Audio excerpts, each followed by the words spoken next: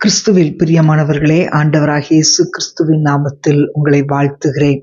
மத்தேயு 4:4 மனுஷன் அப்பத்தினாலே மாத்திரமல்ல, தேவனுடைய வாயிலிருந்து புறப்படுகிற ஒவ்வொரு வார்த்தையினாலும் பிழைப்பான். ஆண்டவராகிய இயேசு பிசாசினால் சோதிக்கப்படுவதற்கு ஆவியானவராலே வனாந்தரத்திற்கு கொண்டு போகப்பட்டார்.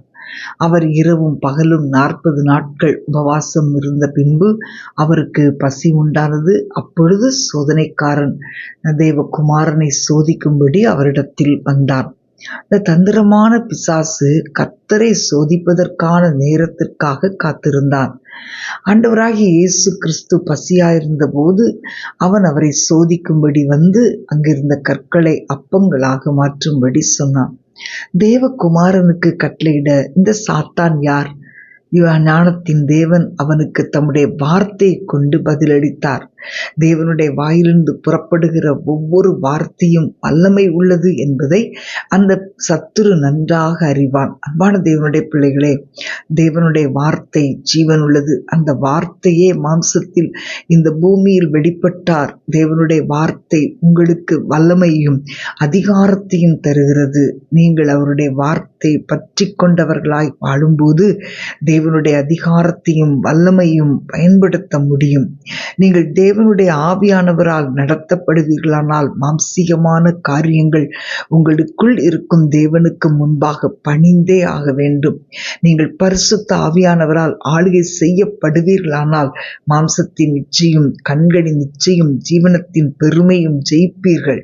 பிரியமானவர்களே, இந்த கலப்பில்லாத தேவனுடைய வார்த்தையால் எப்பொழுதும் நடத்தப்படுகிற அனுபவம் உடையவர்களாயிருங்கள். அப்பொழுது உங்கள் வாழ்க்கையில் அற்புதங்களும் அதிசயங்களும் பின்தொடரும். தேவனுடைய வார்த்தை மற்றும் அதிகாரத்தினால் நீங்கள் நிறைந்திருப்பதால் சாத்தான் உங்களை அணுகவே முடியாது. ஆண்டவராகிய இயேசு கிறிஸ்து வார்த்தையினால் நிறைந்தவராய் ஆவியானவரால் நடத்தப்பட்டது போல உங்கள் வாழ்க்கையும் மாறட்டும்.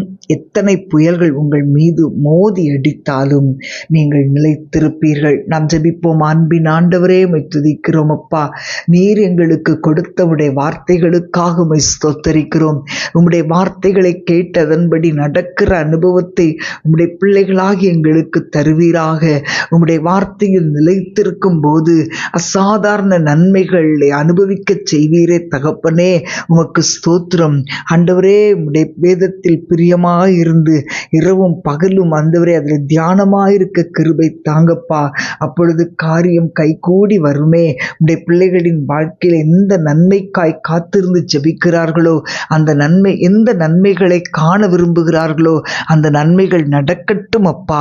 இன்றைக்கு காணப்படுகிற குறைகள் முறியடிக்கப்பட்டு ஆண்டவரே உம்முடைய கரத்திலே ஒப்பு கொடுக்கிறோம். நன்மைகளுக்காய் ஜெபிக்கிற இவர்கள் ஜெபத்தை கர்த்தர் கேட்பீராக.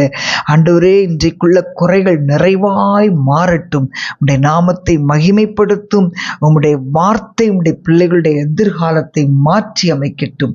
இயேசுவின் நாமத்தில் பிதாவே, ஆமேன், ஆமேன்.